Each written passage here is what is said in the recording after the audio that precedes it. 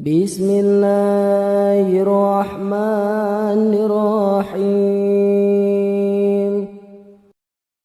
Assalamualaikum warahmatullahi wabarakatuh. Alhamdulillah hamdan yuwafiqu wa yukafi mazidah. Ya Rabbana lakal hamdu kama yanbaghi li jalali wajhikal karim wa li'azimi sultanik. Subhanaka Allahumma la nuhsi sana'an 'alaika kama asnayta ala nafsik. Wa ashhadu an la ilaha illallah wahdahu la syarika lah. Wa ashhadu anna Muhammadan abduhu wa rasuluhu wa safiyyuhu wa khaliluhu khairan nabiyyi arsalahu Allahu ila al-'alimi kullihi basiran wa nadhiran. Allahumma salli wa sallim wa barik ala sayyidina Muhammadin wa ala ali sayyidina salatan wa salaman daimaini mutalazimaini illa yaumiddin. Amma ba'du. Ya ayuhan nas, usikum wa iyaya bittaqwallah faqad fazal muttaqun. Ittaqullaha haqqa tuqatih wa la tamutunna illa wa antum muslimun. Qala ta'ala fi kitabihil karim, bismillahirrahmanirrahim. Wa in ta'uddu ni'matallahi la tuhsuha, innallaha laghafurur rahim.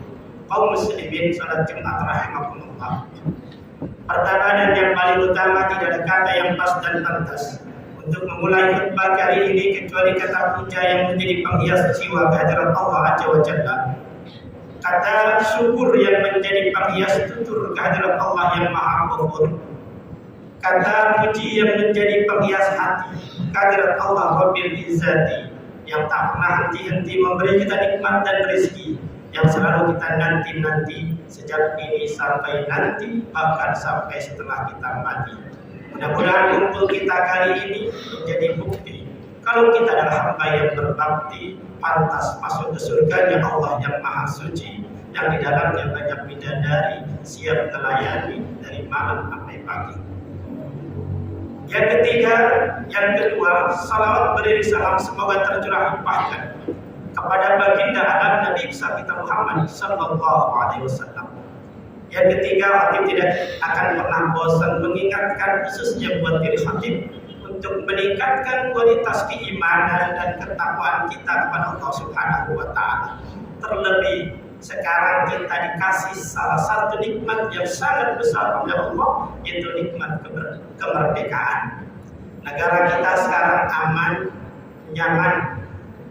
Coba kalau kita lihat ke negara lain, Palestina, saudara-saudara kita itu setiap detiknya mereka dihantui oleh rasa yang sangat takut, khawatir, ngeri.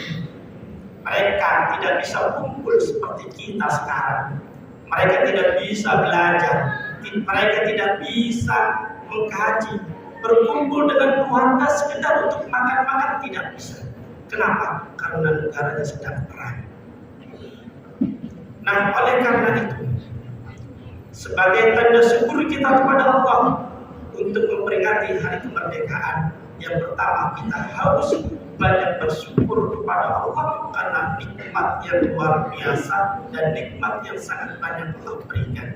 Wa in ta'uddu ni'matallahi la tuhsuha, innallaha laghafurur rahim. Jika kalian akan menghitung nikmat Allah, niscaya kalian tidak akan mampu menghitungnya. Sesungguhnya Allah Maha Pengampun lagi Maha Penyayang. Kaum muslimin, salat Jumat rahimakumullah. Untuk mensyukuri kemerdekaan ini, di antaranya adalah kita harus banyak belajar. Mungkin orang Palestina dia akan berkata, berapapun harga kemerdekaan, kalau seandainya bisa dibayar, mereka akan bayar.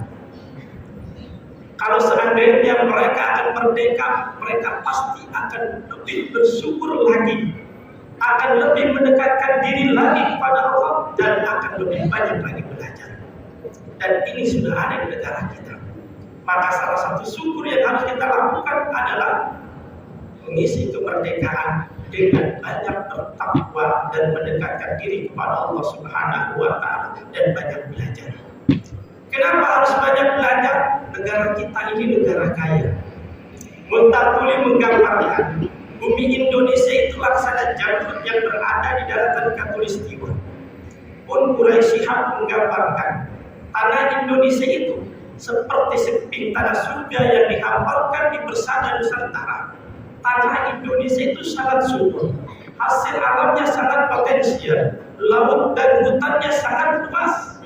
Tapi kenapa masih banyak rakyat Indonesia yang hidup di bawah garis kemiskinan? Tapi kenapa masih ada bayi-bayi Indonesia yang masih kekurangan gizi? Bahkan masih ada anak-anak yang putus sekolah gara-gara ekonomi. Ini karena kita belum punya ilmu pengetahuannya, sehingga kita tidak sepenuhnya mengelola hasil alam kita, dan akhirnya diambil oleh negara lain, dieksploitasi dan dikikis habis. Ini adalah bentuk penjajahan gaya baru. Nah, oleh karena itu kita sebagai bangsa Indonesia yang beragama Islam mayoritas sudah seharusnya kita menguasai ilmu biar kita bisa mengelola hasil alam kita sendiri untuk kita dipakai secara bersama-sama. Mana landasannya? Al-Quran Surah Al-Alaq ayat 1 sampai 5 Allah berfirman, Bismillahirrahmanirrahim. Iqra bismi rabbikal ladzi khalaq, khalaqal insana min 'alaq. Iqra wa rabbukal akram alladzi 'allama bil qalam, 'allamal insana ma lam ya'lam. Ayat ini turun ketika Nabi sedang bertahanus di dalam gua Hira. Tiba-tiba malaikat Jibril datang seraya berkata, Iqra, baca. Lalu Nabi Muhammad berkata, Ma'ana biqari'in, saya tidak bisa baca. Lalu malaikat Jibril mengulang kata Iqra sampai 3 kali. Apa maksudnya? Dalam ilmu balaghah ini disebut dengan ibnadu bil tikrari fi'li. Apa artinya? Li'annal qira'ah la taksiruhan nafsun illa bil tikrar wa ta'wil ala baca bihil ada. Sesungguhnya membaca itu tidak akan masuk ke dalam kalbu. Membaca itu tidak akan menghujam ke dalam sanubari dan tidak akan masuk ke dalam pikiran kecuali diulang dan dibiasakan. Begitulah penafsiran Imam Al-Marwazi dalam tafsir Al-Marwazi. Maka kita dianjurkan untuk mengisi kemerdekaan ini harus banyak membaca.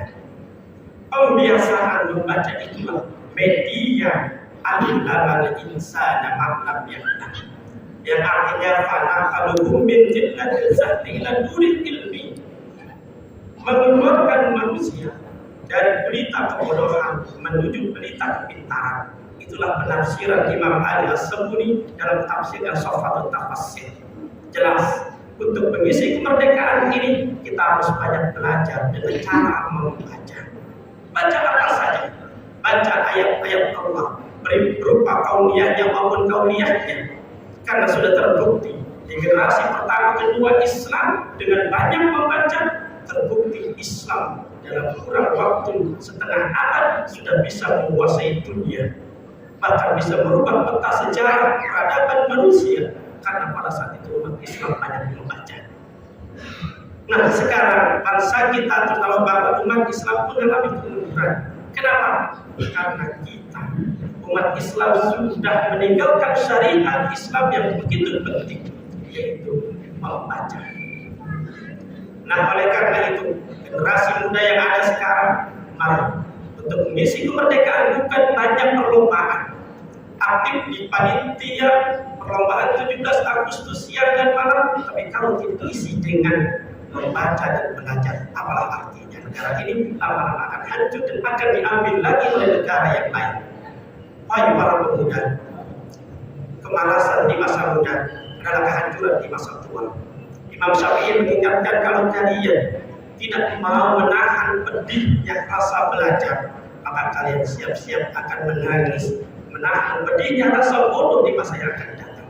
Naudzubillah, subhanallah. Mari sebagai generasi muda kita isi kemerdekaan kita dengan banyak belajar, biar lelah, biar capek, yang penting nanti di masa tua kita akan tersenyum dan bahagia karena kita mempunyai ilmu pengetahuan. Mungkin ini saja yang dapat saya sampaikan. Mohon maaf lahir batin. Barakallahu li wa lakum bil Qur'anil azim wa nafa'ani wa iyyakum bima fihi minal ayati wa dhikril hakim. Aqulu qawli hadza fastaghfiru innahu wal ghafurur rahim.